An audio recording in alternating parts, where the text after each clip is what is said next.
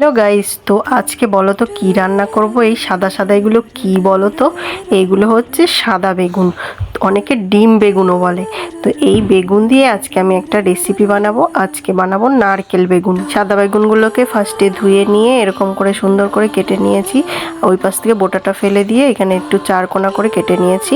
এবার একটা মশলা করে নেব এখানে পোস্ত, আর নিয়ে নেব সাদা সর্ষে আর কাঁচা লঙ্কা রসুন দিয়ে একটু সামান্য নুন দিয়ে আমি একটা পেস্ট তৈরি করে নেব। এই সাদা বেগুনগুলো কিন্তু খেতে খুব ভালো হয়।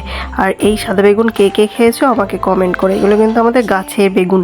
তো চলো ফার্স্টে মশলাটা করে নিই। আর বেশি কিছু লাগবে না এই খাবারটা বানাতে। তো এখানে আমি মশলাটাকে ভালো করে বেটে নিয়েছি। আর এখানে আমি পেঁয়াজ কুচি করে রেখেছি আর টমেটো কুচি করে রেখেছি। চলো এবার রান্নাটা শুরু করি। তো বেগুনের মধ্যেই ফার্স্টে নুন আর হলুদ আর লঙ্কার গুঁড়ো ভালো করে মেখে আমি ফার্স্টেই ভেজে নেব। তো খুব ভালো করে মাখতে হবে যাতে ভেতরেও নুনটা ভালো করে ঢোকে আর লঙ্কার গুঁড়োটাও ঢোকে। তো জাদু করে চলো নারকেলটাকে কুড়িয়ে নিই। তো নারকেলটাকেও জাদু করে দেখো কেমন কুড়িয়ে নিয়েছি। তো নারকেল বেগুনটা করতে গেলে আমার তো নারকেল অবশ্যই লাগবে। তো ফার্স্টে নারকেল কোলাটা আমি এই বেগুনের ভেতরে খুব ভালো করে পুড়ে দেবো। সুন্দর করে নারকেলগুলোকে এর ভেতরে ভরে দেবো। তো এইবার আমি এটাকে ভেজে নেব। তো কড়াইতে ভালো করে সর্ষের তেল দিয়ে দিয়েছি। দেওয়ার পর এই দেখো এখানে আমি 4টে বেগুন নিয়েছি। তো এখানে আমরা 4জন মানুষ, তাই 4টে বেগুন নিয়েছি। তো কড়াইতে তেল দিয়ে ফার্স্টে বেগুনগুলোকে সুন্দর লাল লাল করে ভেজে তুলে নিতে হবে। তো আমি এখানে একটা একটা করে বেগুন সুন্দর করে এভাবে আস্তে আস্তে উল্টিয়ে পাল্টিয়ে লাল লাল করে ভেজে নেব। তো চলো ভেজে নিই।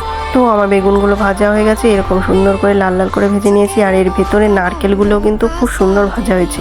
এবার কড়াইতে তেল দিয়ে শুকনো লঙ্কা আর জিরে ফোড়ন দিয়ে পেঁয়াজগুলোকে একটু লাল লাল করে ভেজে নিয়ে দিয়ে দেবো টমেটো।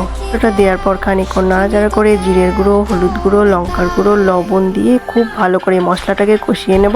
মশলাটাকে কষিয়ে নেওয়ার পর এখানে যে মশলাটা করে রেখেছিলাম, তো সর্ষে, কাঁচা লঙ্কা, রসুনের যে পেস্টটা ওইটা ওর মধ্যে দিয়ে আবার একটু ভালো করে জল দিয়ে কষে নেব।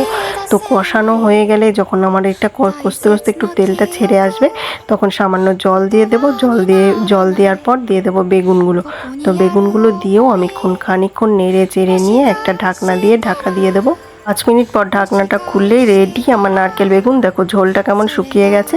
তো এইবার আমি নামিয়ে নেব একটা প্লেটের মধ্যে। তো আমি এখানে 4টে বেগুনই করেছিলাম যেহেতু আমরা 4জন মানুষ। তো ঝোলটা দেখো কি সুন্দর শুকনো শুকনো হয়ে গেছে।